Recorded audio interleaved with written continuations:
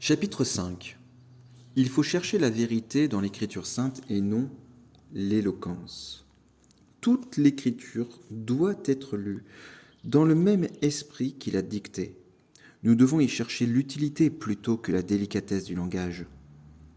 Nous devons lire aussi volontiers les livres simples et pieux que les livres profonds et sublimes. Ne vous prévenez point contre l'auteur, mais sans vous inquiéter s'il y a peu ou beaucoup de science, que le pur amour de la vérité qui vous porte à le lire.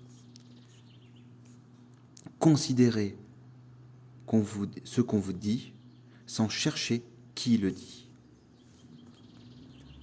Les hommes passent, mais la vérité du Seigneur demeure éternellement.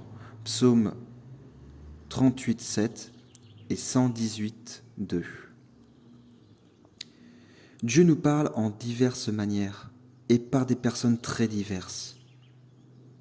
Dans la lecture de l'Écriture sainte, souvent, notre curiosité nous nuit en voulant examiner et comprendre lorsqu'il faudrait passer, simplement. Si vous voulez en retirer du fruit, lisez avec humilité, avec simplicité, avec foi, et ne cherchez jamais à passer pour habile.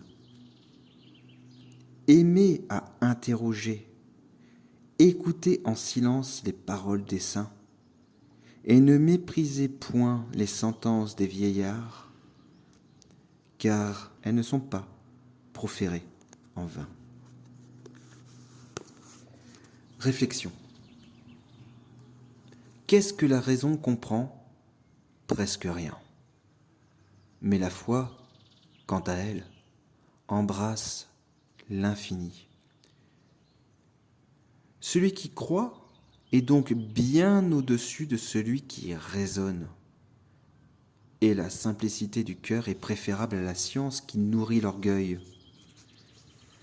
C'est le désir de savoir qui perdit le premier homme. Il cherchait la science, il trouva la mort.